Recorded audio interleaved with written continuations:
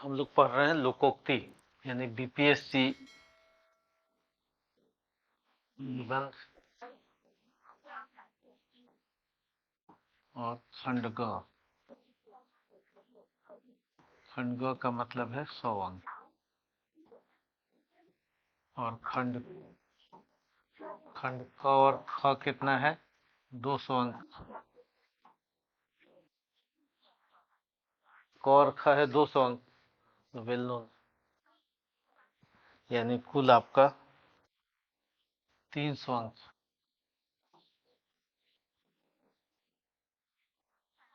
तो लाना है।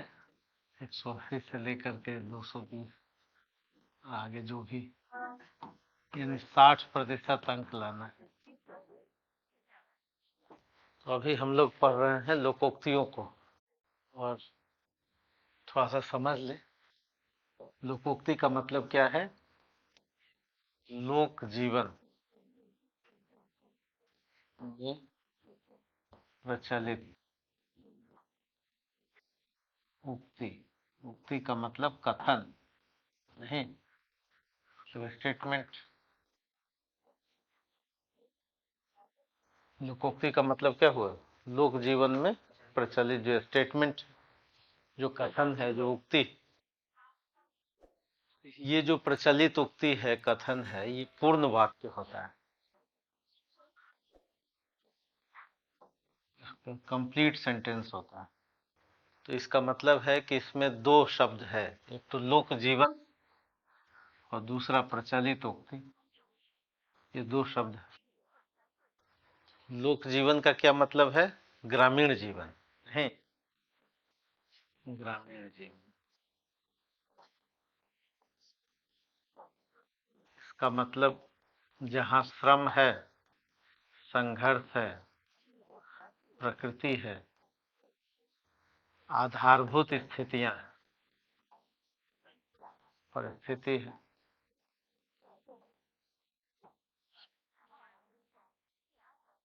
यानी जो सीधे सीधे अनुभव से संपन्न, अनुभव है, संवाद है, चेंज ऑफ आइडियाज है।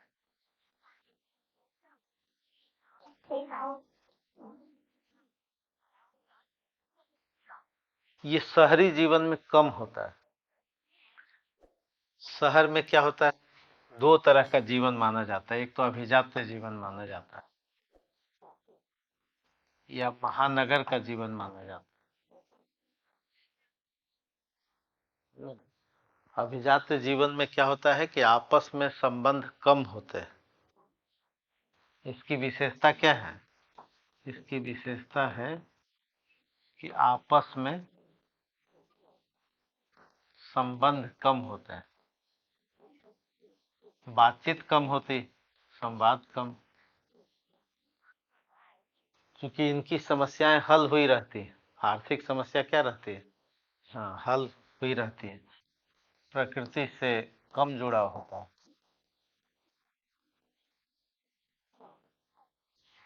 तो यहाँ पर कोई लोकोक्ति नहीं बनती, यहाँ पर लोकोक्ति नहीं बनती है, लोकोक्ति नहीं बनती है। लोकोक्ति कहाँ बनेगी? गांव के जीवन में। हालांकि अब गांव के जीवन में भी नहीं बनेगा, क्योंकि हर जगह मोबाइल आ गया। अब आपस में क्या करते हैं लोग? मोबाइल में ही लगे रहते हैं। तो गांव में भी कहा जाता है कि शहर की नशीली हवाएं गांव को भी भरमा रही हैं। तो गांव में भी अब शहरीकरण होता जा रहा है, तो आपस में संबंध कम। तो जब संबंध कम है, अनुभव कम है, समस्याएं और समस्याओं का जो आपसी सहयोग के साथ जो निपटाना है वो भी कम है, तो इसलिए अब गांव में भी जो बन चुका सो बन चुका, अब नहीं बनेगी। लोकोक्तियां जो हैं, यानी जो लोकोक्ति है वो अब तक जो उपलब्ध हैं, जो उपलब्ध, उसके बाद अब नहीं बनने वाली, उसके बाद अब नहीं बनने वाली। जो है एग्जिस्ट कर रही है वही है। तो धीरे धीरे ग्रामीण जीवन भी कैसा होता जा रहा है? शहरी जीवन से प्रभावित होता जा रहा है। एक परिवार में ही 5-6 लोग हैं तो आपस में बात नहीं कर रहे हैं, सबके हाथ में मोबाइल है। तो जब हाथ में मोबाइल है और संपर्क संवाद कम है तो यहाँ भी अनुभव कम होते जाएंगे। जैसे जो शहर में नौकरी कर रहे हैं उनके पास अनुभव किस चीज का है? निकले घर से टिफिन लेकर के नौकरी गए। ज्यादा से ज्यादा मेट्रो का अनुभव है ना, ऑफिस का अनुभव है, ऑफिस का ही तो अनुभव है। वहीं जितने लोगों से इन्होंने बातचीत किया उसके बाद घर आ गए। इनके पास कोई रीति रिवाज पर्व त्योहार का अनुभव जो गांव से इन्होंने लिया है वही है, नया कुछ नहीं बनता। यानी रीति रिवाज, पर्व त्योहार अब धीरे धीरे कैसे होते जा रहा है, नकली होते जा रहे हैं। तो ये सब जहां रहते हैं वहीं लोकोक्तियों का जन्म होता है। और दूसरी खासियत ये है कि सदियों से जो प्राप्त अनुभव निष्कर्ष है, अनुभव निष्कर्ष एक दिन में नहीं बनता। ये कोई केमिकल रिएक्शन नहीं है कि जी बटन दबाया और लोकोक्तियों का निर्माण। तो सदियों से जो प्राप्त अनुभव निष्कर्ष है वही कम शब्दों में, प्राप्त अनुभव का मतलब कई सारे सामाजिक अनुभव होंगे, सामाजिक अनुभव होंगे, कई सारे मनोवैज्ञानिक संदर्भों में भी अनुभव होंगे, मनोवैज्ञानिक होंगे, कई सारे आर्थिक अनुभव भी होंगे। सब पे बनेगा, लोकोक्तियां सब पे बनेंगी। कई सारे भौगोलिक अनुभव भी होंगे, भौगोलिक अनुभव, तो बहुत तरह के धार्मिक सांस्कृतिक अनुभव होंगे, रीति रिवाजों के अनुभव होंगे। ये जो सदियों से प्राप्त अनुभव है और इसमें जो सत्यता नजर आई लोगों को, यानी एक औसत सत्य बना रहता है। पूर्ण सत्य तो नहीं होता लेकिन औसत सत्य बना रहता है। उसी को हम क्या कहते हैं? लोकोक्ति कहते हैं। यानी अगर हम संक्षेप में कहें, नोट कर लिया, यदि हम आगे बढ़े, यदि हम संक्षेप में कहें कि लोकोक्ति में है क्या, लोकोक्ति की विशेषता क्या है,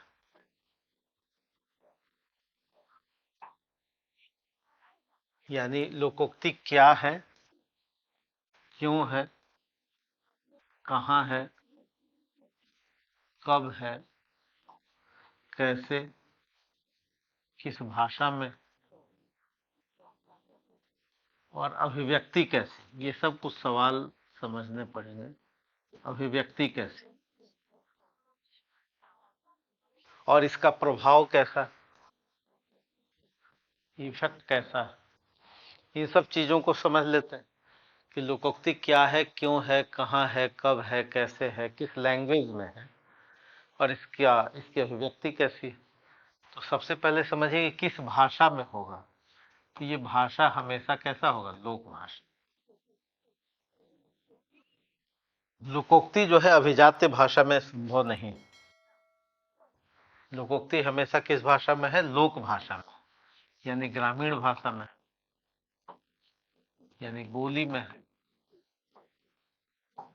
बोलियों में लोकोक्तियां मिलेंगी। बोली प्राइमरी स्टेज है भाषा का, यानी बोली का ही एडवांस स्टेज क्या है? भाषा है। यानी बोली, बोली ही जो क्षेत्रीय स्तर पर है, जो व्याकरण बनता हुआ है, बनता हुआ अभी व्याकरण पूरा बना नहीं, व्याकरण बनता हुआ, और आप कह सकते हैं प्रारंभिक अवस्था भाषा,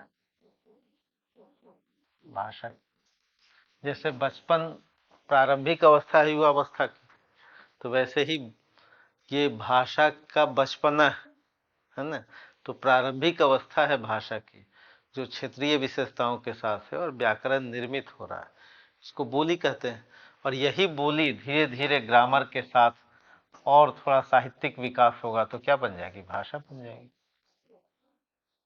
तो हमारी लोकोक्तियां किस भाषा में है? लोक भाषा में। और चूंकि आप बिहार से जुड़े हैं, खंडग जो आपसे पूछा जा रहा है तो 3 भाषाओं में आपसे पूछा जाएगा। मगही में पूछा जाएगा, भोजपुरी में पूछा जाएगा, और मैथिली में पूछा जाएगा। इसके साथ साथ अंगिका में पूछा जाएगा, या फिर भाषा का स्वभाव मिश्रित होता है तो मिश्रित रूप में भी पूछा जाएगा। तो ये सब आपसे प्रश्न जो पूछे जाएंगे, यानी 4 जो प्रश्न पूछे जाएंगे, पहला प्रश्न मगही, दूसरा, तीसरा और इससे कुछ मिश्रित चौथा, 4 प्रश्न पूछे जाएंगे आपसे खंड ग में। सामान्यतः जो वहां की बोलियां हैं उसमें पूछी जाएंगी। तो लोकोक्ति किस भाषा में संभव है? लोक भाषा में। यह अभिजात्य भाषा में संभव नहीं। और ये लोक भाषा में जो लोकोक्तियां हैं वो वहां की जो जन चेतना के जो रचनाकार हैं इनके यहाँ मिलेगा। जैसे नागार्जुन के यहाँ मिलेगा। वो लोग प्रश्न कहाँ से उठाएंगे? नागार्जुन की कुछ रचनाओं में लोकोक्तियां मिलेंगी। लोकोक्तियां रेणु की रचनाओं में मिलेंगी, शिवपूजन सहाय की रचनाओं में मिलेंगी, भिखारी ठाकुर के यहाँ मिलेगा नहीं। यानी अलग अलग लोग जो हैं, लोक जीवन में जो लोग हैं वहीं पर लोकोक्तियां मिलेंगी और उसी में से क्वेश्चन उठाएंगे। कुछ जो प्रचलित चीजें हैं उसमें से सवाल बनेंगे। तो इसकी अभिव्यक्ति और इम्पैक्ट कैसा होता है? तो आप जानिए कि लोकोक्तियां सामान्यतः किस गुण, किस कैरेक्टरिस्टिक या कहिए कि इसका जो अभिव्यक्ति पक्ष है, अभिव्यक्ति जो है वो होता कैसा है? सामान्यतः लोकोक्तियां व्यंग धर्मी होती हैं। व्यंग धर्मी, यानी लोकोक्तियां किस भाषा में है? लोक जीवन वाली भाषा में, अभिजात्य भाषा में नहीं बनती। इसलिए उसका नाम भी है लोक जीवन में प्रचलित उक्ति। और ये इसका नेचर कैसा होता है? व्यंग कहीं ना कहीं होता है उसमें। व्यंग धर्मी होता है, व्यंग होता है इसमें, हास परिहास भी हो सकता है। तीसरा, अविधात्मक नहीं होता। अविधात्मक नहीं होता, अविधात्मक मतलब सरल स्टेटमेंट नहीं होता, सरल अर्थ नहीं होता इसका। इसका सरल अर्थ नहीं होता। सदैव कैसा होता है? विशेष अर्थ होता है, विशेष अर्थ। लोकोक्तियां हमेशा व्यंग्यधर्मी होती हैं, हास परिहास शामिल हो सकता है उसमें, सरल स्टेटमेंट नहीं होता है, उसमें कोई ना कोई विशेष अर्थ होता है। इसका कहने का मतलब है कि ये लक्षणा और व्यंजना में ही होती है, व्यंजना में होता है। इसमें हो सकता है कि वचन वक्रता शामिल हो सकता है, कि उपालंब शामिल हो, उपालंब शामिल हो इसमें लोकोक्तियों में, जिसको कहा जाए कि भाई वाग विदग्धता भी शामिल। ये सब सूरदास के यहाँ जो शब्द मिलते हैं लोकोक्तियों में भी मिलेंगे। लोकोक्तियों का जो इम्पैक्ट होगा, यानी लोकोक्तियां जो है लोक भाषा में कुछ न कुछ व्यंग को, कुछ न कुछ हास परिहास को, विशेष अर्थ को लक्षण और व्यंजना में, वक्र वचन को, हो सकता है उपालव मतलब उलाहना, शिकायत का भी कुछ भाव हो, ये सब का मिश्रित भाव हो सकता है। कुछ कटु वचन हो सकते हैं, कुछ उसमें सुधारात्मक भी हो सकता है, सुधार के लिए होगा, सुधार के लिए होगा। यानी कुछ न कुछ ऐसा निहितार्थ होगा जो सीधे सीधे समझ में ना आए, कहना कुछ, इम्पैक्ट किसी और पर कुछ। तो इस तरह से लोकोक्तियां चूंकि और कम शब्द लेती, कम शब्द में गहरे भाव को व्यक्त करती है। यानी कहने का मतलब ये है कि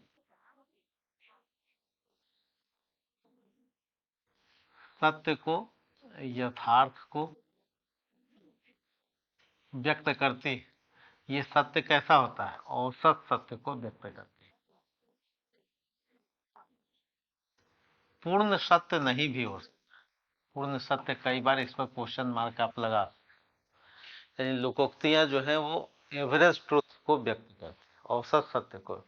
औसत सत्य क्यों व्यक्त करती है? क्योंकि जो अनुभव होता है, अनुभव कई सारे लोगों का है, बहुत सारे लोगों का है, और इस अनुभव निष्कर्ष में उनको जो लगता है कि ये सही है, उसको वो व्यक्त करते हैं। पूर्ण सत्य इसलिए नहीं व्यक्त करती क्योंकि आप जानते हैं कि महावीर स्वामी ने कहा था कि सत्य के तो अनेक एंगल हैं, अनेकांतवाद कहा। पूर्ण सत्य क्यों नहीं हो सकती? क्योंकि परिस्थिति सबकी अलग अलग होती है, परिस्थिति भिन्न होती है, लिंग के आधार पर भी भिन्नता हो सकती है, अनुभव के आधार पर भी भिन्नता हो सकती है, क्षण के आधार पर भी भिन्नता हो सकती है, और परिस्थितियों में कई सारे सामाजिक आर्थिक कई सारे रूप होते हैं, बहुत सारी परिस्थितियां, और समय का भी संदर्भ हो सकता है कोई 10वीं सदी से भिन्न परिस्थिति आ गई है ना, परिस्थिति भिन्न हो गई। तो लोकोक्ति जो है कैसे सत्य को व्यक्त करती है? औसत सत्य को व्यक्त करती है, क्योंकि पूर्ण सत्य की कोई अवधारणा वैसी होती नहीं है, क्योंकि हर व्यक्ति के लिए कुछ न कुछ अलग अनुभव, क्षण, परिस्थितियां अलग अलग हो सकते हैं, समय संदर्भ समस्याएं भी अलग हो सकती हैं। तो ये एक एवरेज ट्रूथ को व्यक्त करती हैं, और ये जो औसत सत्य है वो शाश्वत रूप से शाश्वत प्रकृति का हो सकता है, प्रकृति का हो सकता है, और ये विश्वसनीय भी होती है, विश्वसनीय भी है। क्यों विश्वसनीय है, क्यों औसत सत्य है? क्योंकि एक दो दिनों का नहीं है ये, और एक दो आदमी का नहीं है, ये मिस्टर ए का नहीं, ए से जेड तक जो लोग व्यक्ति हैं, जो समाज के हैं, जो ग्रामीण जीवन के हैं, उस औसत सत्य को सदियों से जो निष्कर्ष निकला है, उसी निष्कर्ष को वो व्यक्त करती है, और लोक अनुभव से जुड़ा हुआ निष्कर्ष है। तो ये है लोकोक्तियों का मिजाज, यानी लोक जीवन में, लोक परिवेश में, लोक प्रकृति में, लोक भाषा में, लोक संस्कृति में, लोक चिंतन में, लोक धर्म में, लोक रीति रिवाज में जो अनुभव सत्य मिला है, उसी अनुभव सत्य को लोकोक्तियां व्यक्त करती हैं अपने औसत सत्य के साथ। ठीक है, और इसी पर आपको कितना लिखना है? 800 शब्द का एक निबंध लिखना है, और 1 घंटे में लिखना है, और 100 अंकों का है। चूंकि 300 अंक के लिए 3 घंटे मिले, एक निबंध के लिए कितना मिला है? 1 घंटा मिला है, यानी 60 मिनट मिला है। 60 मिनट में कम से कम 10 मिनट आप प्रारूप बनाने में खर्च करेंगे, अपना जो प्रारूप बनाएंगे, और 50 मिनट लिखेंगे। 50 मिनट लिखना है, 50 मिनट में आपको कितना लिखना है? करीब 700-800 शब्द लिखना है, और 10 मिनट का प्रारूप बनाएंगे। हम लोग पहले सरल सरल, यानी अब तक हम लोग 61 पढ़ चुके थे, नहीं 60 पढ़ चुके थे, एक 60वां पढ़ी, 60 हम लोग पढ़ चुके थे, और बहुत आसान से आसान वाला ही पढ़ते हैं।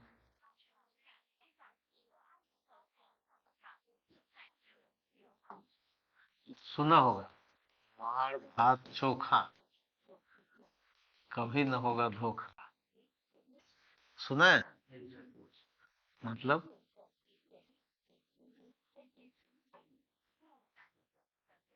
क्या मतलब?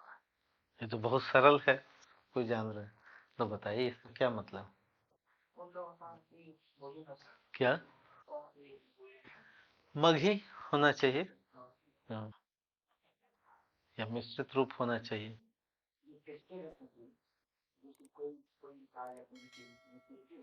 हाँ,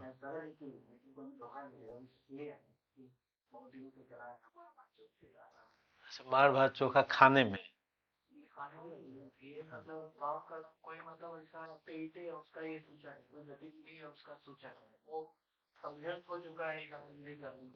मार भात चोखा कभी न होगा धोखा, इसका मतलब मार भात खाना चाहिए, या मार भात का फोटो बना दीजिएगा, ये निबंध में ये बताइएगा कि माड़ भात बनता कैसे है, मतलब क्या। जैसे निबंध पूछा था ना, मूस मुटई है लोढ़ा हुई है, तो लोगों ने मूस का फोटो बनाना शुरू किया, लोढ़ा बताना शुरू किया, हाथी और घोड़ा का फोटो बनाना शुरू किया। नहीं, तो इसमें क्या लिखना, मार भात चोखा, तो निबंध में कोई क्या लिखेगा, सुबह सुबह मार भात खाना चाहिए, और मार भात बनता कैसे है और कितना स्वादिष्ट होता है, क्या मतलब हुआ। ये तो बहुत आसान है। क्या।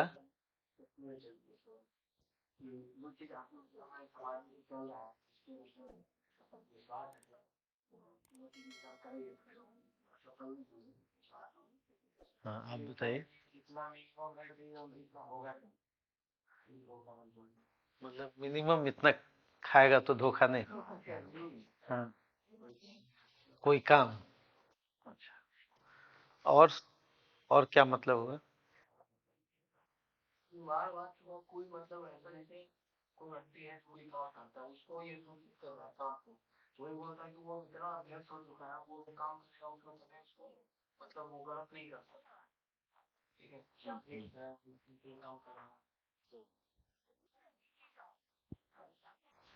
और बताइए। इसका मतलब है सरलता, इसका मतलब है सिंप्लिसिटी।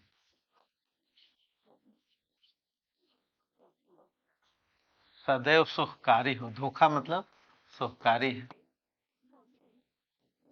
यानी धोखा नहीं मिलना है, धोखा नहीं होना है, यानी लाभकारी। लाभकारी यही कह रहा है कि जो सरलता है, जो साधारणता, वो सदैव क्या होती है, सुखकारी होती है। ठीक है। तो माड़ भात चोखा मतलब सरलता से है, सिंप्लिसिटी से। अब ये जो सिंप्लिसिटी है, व्यक्तित्व के स्तर पर भी है। अगर किसी का व्यक्तित्व सरल है तो वो विश्वसनीय है, धोखा संभव नहीं, यानी विश्वसनीयता है, विश्वसनीयता है, यानी टिकाऊ भी है, यानी स्वास्थ्यकर भी है, विश्वसनीय है। सरलता वो व्यक्तित्व के स्तर पर भी हो सकता है। तो क्या व्यक्तित्व के स्तर पर जो सरलता है वो कैसे प्राप्त होगा। सरलता का मतलब मूर्खता क्या है, बुद्धू। सरलता का मतलब क्या है, भाई ये आदमी बहुत सरल है, मतलब बुद्धू। हाँ, बेवकूफ। सरलता कैसे आएगी, सरलता आएगी ज्ञान की चरम स्थिति से, ज्ञान की चरम स्थिति। कम ज्ञानी होगा वो तो अहंकारी होगा, कम ज्ञानी क्या होगा, अल्पज्ञ अहंकारी होता है। इसलिए कहा गया कि थोथा चना बाजे घना, नहीं सुना होगा। तो कम ज्ञानी क्या होगा, अहंकारी, जिसके लिए कहा गया थोथा चना बाजे घना। लिखवाए। नहीं, अहंकारी व्यक्ति जो है, यानी सरल वही होगा जो हमेशा शिष्य साधक होगा, सीखने की इच्छा होगी, शिष्य साधक होगा, यानी जिज्ञासु प्रवृत्ति का होगा, जिज्ञासु प्रवृत्ति का होगा। पर ज्ञान की चरम स्थिति से ही सरलता आती है। चाहे वो जितने बड़े हुए, हमारे यहाँ राम हुए, कृष्ण हुए, बुद्ध हुए, विवेकानंद हुए, कबीर हुए, महावीर स्वामी हुए, है ना, सूरदास हुए, राजा राम मोहन राय हुए, गांधी हुए।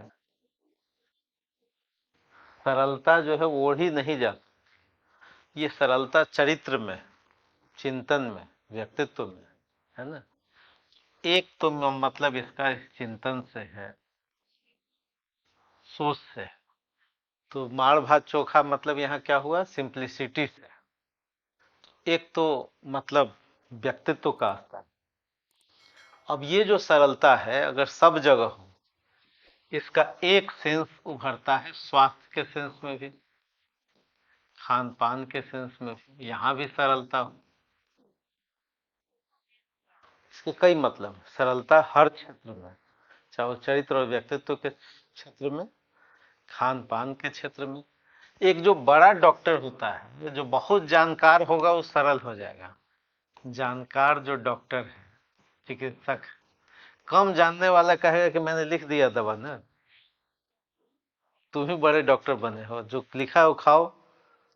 लेकिन जो बड़ा डॉक्टर होगा वो आपको सब समझा देगा, पाँच पाँच मिनट में आपकी बात सुनेगा। तो सरलता का मतलब है कि किसी भी क्षेत्र में वो क्या है, विशेषज्ञ होगा, बहुत ज्यादा जानेगा, तभी सरलता आती है। और सरलता बहुत कठिन बात है, यानी इसकी उपलब्धि जो है, जिसको आप कहते हैं, यानी वो एकांगी सोच रखने वाला व्यक्ति सरल होगा ही नहीं। वन साइडेड जो रहेगा सरल हो ही नहीं सकता। यानी वो एक साथ देख रहा होगा जीवन को और मरण को, जीवन मरण को एक साथ देख रहा होगा, तब जाके उसकी सरलता होगी। यानी वो सांस्कृतिक दर्शन को समझता होगा, वो लोक परलोक को समझता होगा, तभी सरलता आएगी। वो प्रकृति के विधान को समझता होगा, प्रकृति के विधान को समझता होगा, सरलता तभी आती है। इसलिए कहा जाता है कि सबसे अच्छी भाषा होती है सरल भाषा, है ना। भाषा के सेंस में भी, व्यक्तित्व के सेंस में भी, स्वास्थ्य के सेंस में भी, राजनीति के क्षेत्र में भी, आर्थिक क्षेत्र में भी, धार्मिक क्षेत्र में भी, दार्शनिक क्षेत्र में भी, गणित के क्षेत्र में भी। कौन ऐसा क्षेत्र है जिसमें सरलता जो है वो लाभकारी नहीं, है ना। जिसको नहीं गणित आएगा वो आपको उलझा देगा, जिसको नहीं कोई, इसलिए आपने देखा होगा कि जो सबसे बड़ा, एक टीचर थे, वो कहते थे कि भाई हम केमिस्ट्री तुम लाओ समझाओ, रिक्शे वाले को समझा दे, है ना। एक हमको शिक्षक मिले, केमिस्ट्री के टीचर, उन्होंने कहा कि रिक्शे वाले को बुला के लाइए, हम उसको केमिस्ट्री समझा सकते हैं। यानी जब ज्ञान का सरलीकरण तभी होगा जो वो व्यक्ति विशेषज्ञ हो जाएगा। छोटा ज्ञान, कम ज्ञान, अधूरा ज्ञान, तो दर्शन ही किसका सरल होगा। मान ले बुद्ध ने दिया अगर मध्यम मार्ग, तो तभी दिया होगा जब वो सरलता को प्राप्त कर चुके हो, नहीं तो दर्शन कैसा होगा, कठिन हो जाएगा। ठीक है, तो यानी सरलता बुद्ध का अगर मध्यम मार्ग है, सबके लिए विश्वसनीय। शंकराचार्य को अद्वैत समझाने में वक्त लग गया, 8वीं सदी के व्यक्ति हैं, 1200 साल हो गए। लोगों से पूछिए कि अद्वैतवाद होता क्या है, तो लोग उतना नहीं समझेंगे। लेकिन अगर ये समझा जाए कि बुद्ध का मध्यम मार्ग क्या होता है, तो लोग समझ जाएंगे, है ना। तो इसका मतलब ये है, राजनीति भी आप देखिए, लाल बहादुर शास्त्री को देखिए, लाल बहादुर शास्त्री को देखिए, नहीं, राजनीति को देखिए, गांधी की राजनीति को देखिए। आर्थिक क्षेत्र में भी भाषा वही अच्छी है जो सरल है। कबीर की भाषा को देखिए, प्रेमचंद की भाषा को देखिए, भाषा कौन सी अच्छी है, जो सबसे सरल है ना। चिकित्सा कौन सी अच्छी है, जो सरलता है, जिसमें जिसमें भी उलझाऊपन है। इसलिए देखिए हठ योग उतना पॉपुलर नहीं हुआ, चूंकि उसमें उलझाव बहुत, षट चक्र भेदन, ये वो समझाना बड़ा मुश्किल था। लेकिन जब भक्ति, भक्ति क्यों पॉपुलर हो गई, सरलता के कारण। योग, ज्ञान मार्ग, ये तीन मार्ग थे, पहला, दूसरा और ये तीसरा, ये ज्यादा पॉपुलर हो गया। क्यों पॉपुलर हो गया, चूंकि सरल। ये दोनों कठिन थे, नहीं पॉपुलर हुए, है ना। यानी समझ में, बाल भात चोखा कभी न होगा धोखा। तो ये स्वास्थ्य के क्षेत्र में, राजनीति के क्षेत्र में, आर्थिक संरचना के क्षेत्र में, भाषा के क्षेत्र में, सब में सरलता को अचीव करना ही व्यक्ति का क्या है, अंततः, हाँ, चरम लक्ष्य है। ठीक है, तो राम हमारे कितने सरल हैं, है ना। तुलसीदास लिखते हैं राम के बारे में, सरल स्वभाव छुअत छल नाही।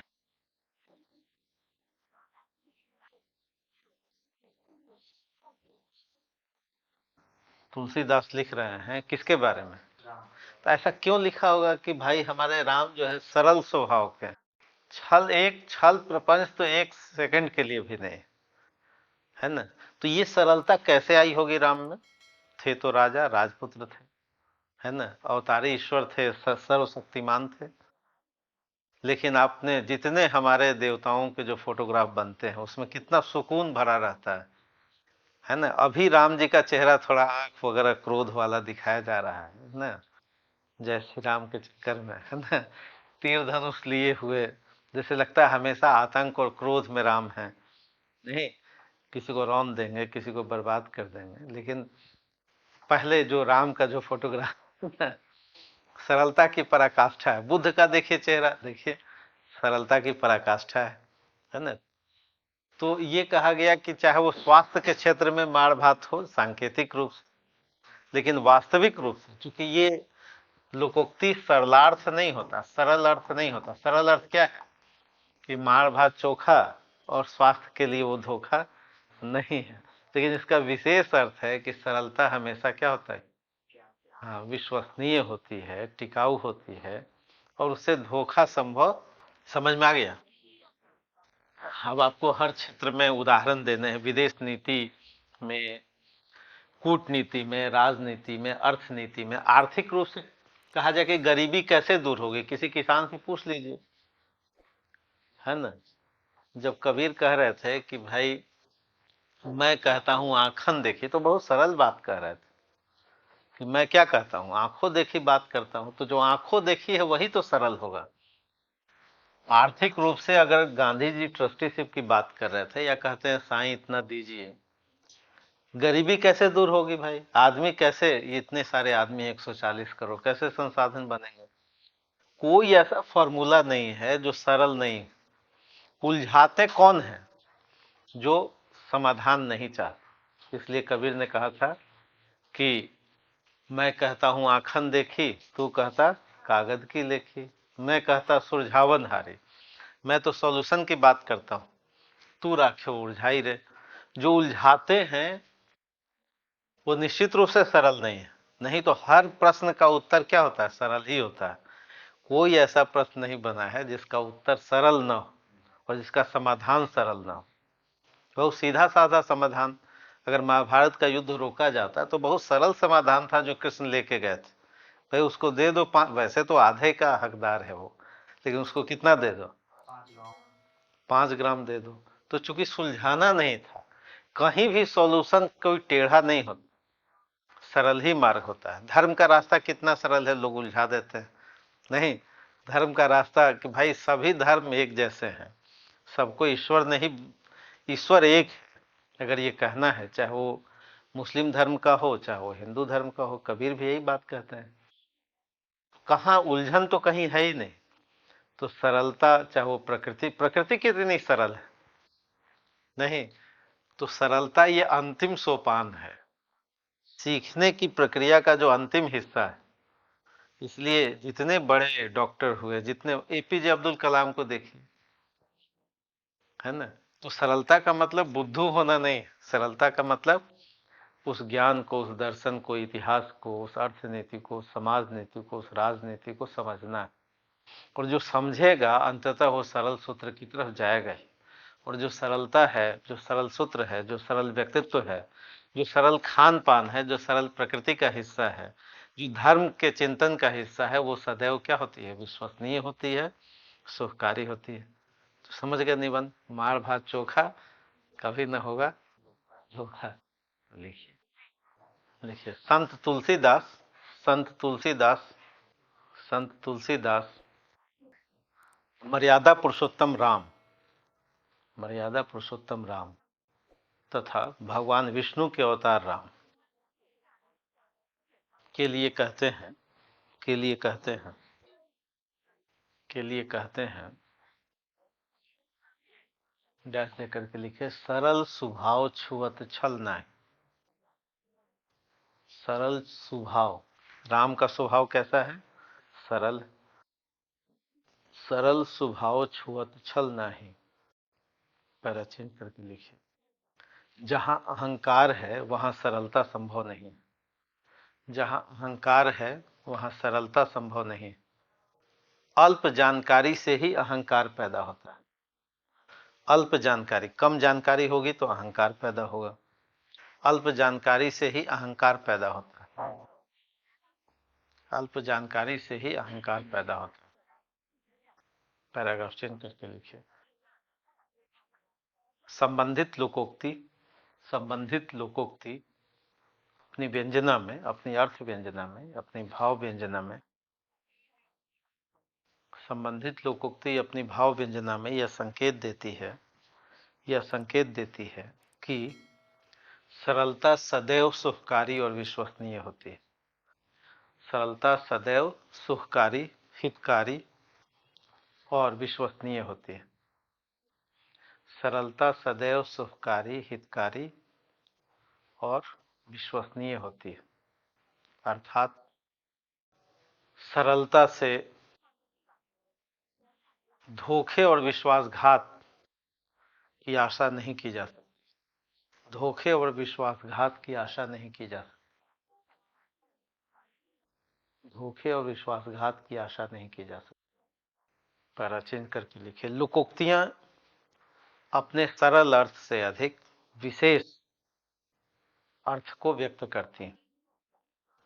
विशेष अर्थ को व्यक्त करती हैं, जिसमें लोक अनुभव का औसत सत्य, लोक अनुभव का औसत सत्य, लोक अनुभव का औसत सत्य व्यंजित होता है, व्यंजित होता है। प्रस्तुत लोकोक्ति में माड़ भात चोखा का सरल अर्थ है, माड़ भात चोखा का सरल अर्थ है खान पान की शुद्धता। खान पान की शुद्धता, खान पान की शुद्धता अर्थात स्वास्थ्य के क्षेत्र में, अर्थात स्वास्थ्य के क्षेत्र में शरीर विज्ञान यह कहता है, बॉडी साइंस, शरीर विज्ञान यह कहता है कि उचित खान पान, सरल भोजन सदैव हितकारी होता है, सदैव हितकारी होता है। पैरा चेंज करके लिखिए। परंतु अपने विशेष अर्थों में, परंतु विशेष अर्थों में यह लोकोक्ति अपनी सरलता में व्यक्तित्व और चरित्र के स्तर पर, व्यक्तित्व और चरित्र के स्तर पर, भाषा के स्तर पर, राजनीतिक, आर्थिक और धार्मिक स्तर पर,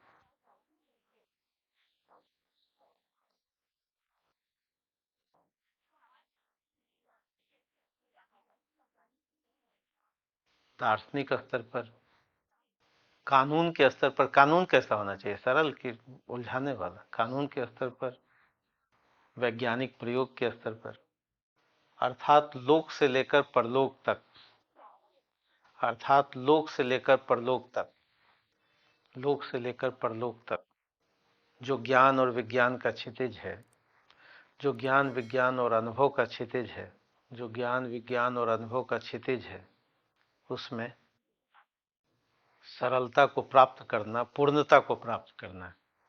सरलता को प्राप्त करना, पूर्णता को प्राप्त करना है,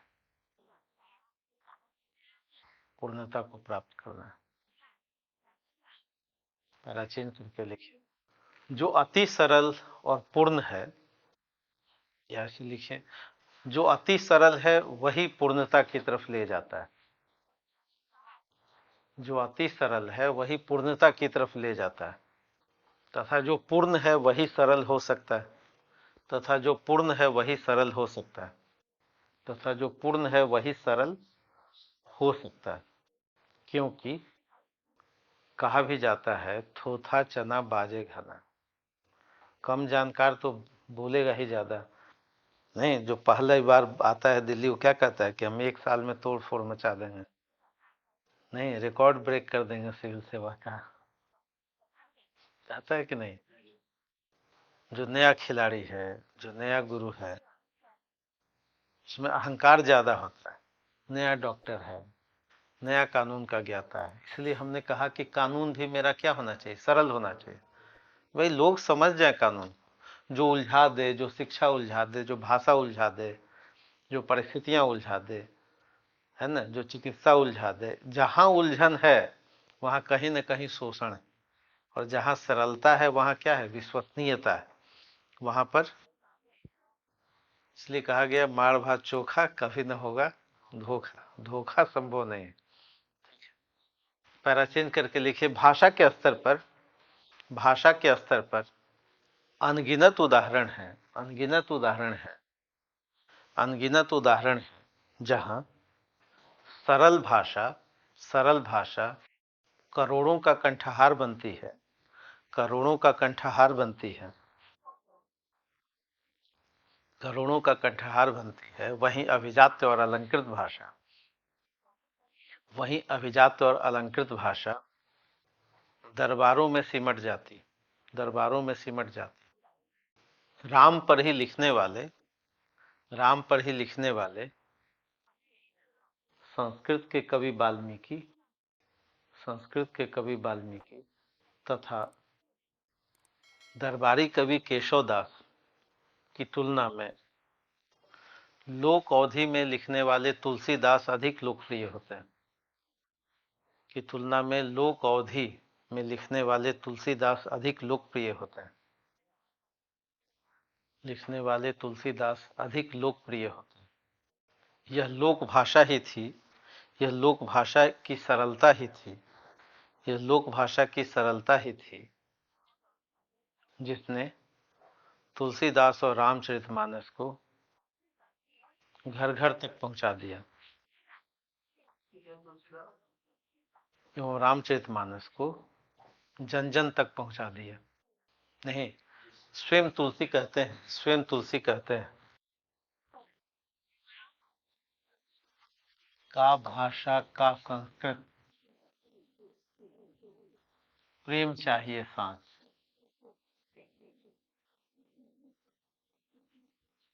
काम जो आवे कामरी,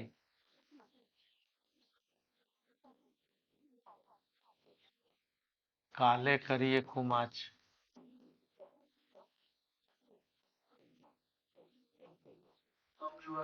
कामरी, अगर कंबल से काम चल जाए तो हमको रेशमी दुशाले की क्या जरूरत। रेशमी मतलब अलंकृत। भाषा वही है जो सरलता से काम आए, कि भाषा संस्कृत रखिए कि क्या रखिए, भाषा का मूल मतलब है जो समस्याओं का समाधान दे दे, है ना। काम जुआवे कामरी, प्रेम चाहिए सांच, काम जुआवे कामरी, काले करिए कुमाच, है ना। आगे लिखिए, सरल और पारदर्शी भाषा, सरल और पारदर्शी भाषा, सरल और पारदर्शी भाषा चरित्र को विश्वसनीय बनाती, चरित्र को विश्वसनीय बनाती, चरित्र को विश्वसनीय बनाती है। सबरी और शूर्पणखा की कहानी सर्वविदित, सबरी और शूर्पणखा दोनों नारियां थी, एक समय में है। सबरी और शूर्पणखा की कहानी सर्वविदित। सबरी का व्यक्तित्व, सबरी का व्यक्तित्व और चरित्र पारदर्शी, सबरी का व्यक्तित्व और चरित्र पारदर्शी एवं सरल, जिसके जूठे बैर भी राम खा लेते हैं। नहीं, अब इतनी सरलता है उसको पता ही नहीं, और ज्यादा टैलेंटेड थी शूर्पणखा। नहीं, दोनों के टैलेंट में किस में ज्यादा टैलेंट है बताइए। दोनों नारी है, दोनों चाहती है राम के समीप आना। नहीं, शूर्पणखा तो ज्यादा टैलेंटेड है। केवल इसमें क्या था, जो इसकी भाषा थी और जो इसका चरित्र था, दोनों में द्वैत था। दोनों में क्या था, जो ये बोल रही थी और जो सोच रही थी, दोनों में पारदर्शिता नहीं थी, बस इतना ही था। शूर्पणखा प्रेम का इजहार कर रही थी, लेकिन वास्तविक रूप से वो प्रेम था नहीं, वो तो छल था। नहीं, तो भाषा और चरित्र में क्या था? द्वैत था। जबकि यहाँ पर क्या था? भाषा और चरित्र में अद्वैत था। अद्वैत मतलब एक था। जो भाषा वो बोल रही थी वही थी, वो नकली भाषा नहीं थी सबरी की। जबकि शूर्पणखा की भाषा क्या थी? नकली। तो जब नकली भाषा और राम ने पहचान लिया, ठीक है, जबकि शूर्पणखा के यहाँ भाषा और चरित्र का द्वैत अविश्वसनीय है, जबकि शूर्पणखा के यहाँ भाषा और चरित्र का द्वैत उसे अविश्वसनीय बना देता है। भाषा और चरित्र का द्वैत उसे अविश्वसनीय बना देता है। पैरा चेंज करके लिखिए। यह कारण नहीं है कि राम की सरलता, कारण नहीं है कोई, मतलब कोई लॉजिक तो है ही, है ना। कारण नहीं है कि राम की सरलता उन्हें भगवान की तरफ, उन्हें भगवान की तरह विश्वसनीय बना देती है। जबकि रावण जबकि रावण का अहंकार चरित्र को अविश्वसनीय बना देता है, चरित्र को अविश्वसनीय बना देता है। दार्शनिक धरातल पर महात्मा बुद्ध, महावीर स्वामी से लेकर गांधी दर्शन तथा भारतीय संविधान का दर्शन अपनी सरलता और पारदर्शिता के कारण ही अपनी सरलता और पारदर्शिता के कारण ही जन जन में विश्वसनीय, जन जन में विश्वसनीय नहीं। भाई सरकार ने किसान बिल लाया था, बहुत समझाया कि बहुत सरल है, बहुत हितकारी है, लेकिन भाषा ऐसी थी, व्यवहार ऐसा था कि लोगों ने समझ लिया कि नहीं इसमें कुछ छल है। नहीं, तो भाषा बता देती है ना। बुद्ध का दर्शन लोगों को समझ में आया। गांधी अकेले भारी पड़ जाते हैं पूरी राजनीति पर। इसका मतलब है कि सरलता प्राप्त करना इतना आसान नहीं है ना। जो पूर्ण समर्पित है, जो पूर्ण ज्ञानी है, जो समाज राजनीति का अनुभव पूर्ण रूप से रखता है, वही सरल हो सकता है। कृष्ण होना, राम होना, यानी रावण भी कम ज्ञानी नहीं है, बहुत बड़े ज्ञानी, लेकिन सरलता अचीव करना रावण के बस की बात नहीं थी। ठीक है, लिखिए। तो अब लिख लेंगे क्या? तो बहुत लिख लेंगे। कूटनीति पे लिखिए, साहित्य पर लिखिए, खेल पे लिखिए, विज्ञान पर लिखिए, जो भी सरल। ये निबंध कहाँ जा रहा है कि सरलता जो है वो विश्वसनीय है ना। एक पैराग्राफ और लिख दीजिए। प्रत्येक समस्या प्रत्येक समस्या का समाधान यदि सरल है, यदि सरल है तब विश्वसनीय है।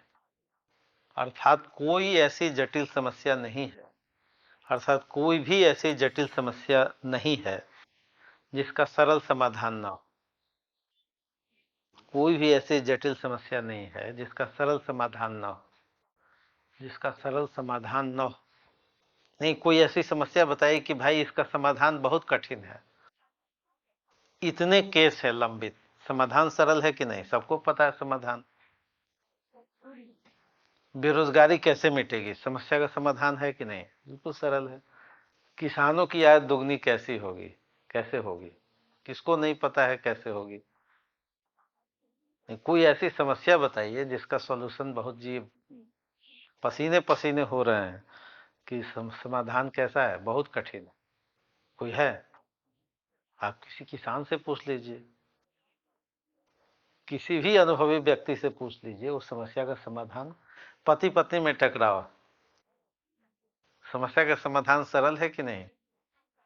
इतने सारे लंबित केस हैं, वाद है ना, लोअर कोर्ट से लेकर सुप्रीम कोर्ट तक। केवल आप उसकी जुबान में दे दीजिए, 90% समस्याएं सोल्व हो जाएंगी। भाषा और कानून ने उलझा दिया है, भाषा ने उलझा दिया है, और दूसरा हमारा जो कानून है, उसकी जो भाषा है, उसका जो अंदाज है, उसका जो सॉल्यूशन है, वो भी क्या करता है, जज साहब से लेके वकील साहब तक यही लोग उलझाए रखते हैं। नहीं, नहीं तो कोई ऐसी समस्या नहीं है जिसका समाधान सरल ना हो, आसान ना हो। ठीक है, क्या लिखा?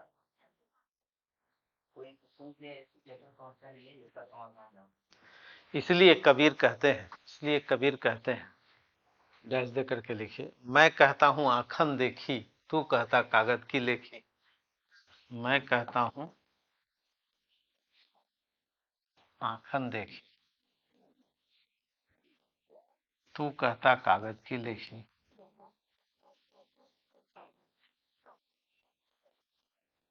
मैं कहता सुरझावन हारी,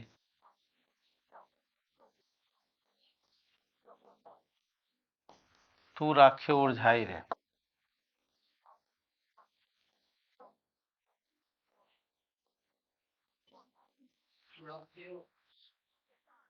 तू राख्यो उलझाई रे। मैं कहता हूं आखन देखी, तू कहता कागज की लेखी। मैं कहता सुलझावन हारी, सुलझावन हारी मतलब सॉल्यूशन की बात करता हूं, समाधान की बात करता हूं। और तुम क्या करते हो? उलझा देते हो। तुम उलझा देते हो। पहला चेंज करके लिखिए, मार भात चोखा कभी न होगा धोखा। मार भात चोखा कभी न होगा धोखा। अर्थात सरल कानून, सरल कानून, अच्छी सेहत का सरल राज, अच्छी सेहत का सरल राज, सुखी रहने का सरल उपाय। क्या सरल नहीं है? सुखी रहने का सरल उपाय, समरस समाज का निर्माण, समरस समाज का निर्माण, सांप्रदायिक उन्माद का समाधान, सांप्रदायिक उन्माद का समाधान, लोकतंत्र की सफलता, लोकतंत्र की सफलता, जातिवाद का विनाश। जो गहरे गहरे इशू हैं सबका समाधान सरल है। जातिवाद का विनाश, धर्म के पाखंड की समाप्ति। ये सब समस्याएं सदियों से बनी हुई है। धर्म के पाखंड की समाप्ति, सुशासन, सुशासन, डॉट डॉट दीजिए, अर्थात जो समाधान सरलता की तरफ ले जाता है, जो समाधान सरलता की तरफ ले जाता है वह विश्वसनीय है। लिख लेंगे ना अब? प्रकृति भी कितनी सरल है। तो आप इस पे पूरा 800 शब्द लिखिए, बहुत सारे उदाहरण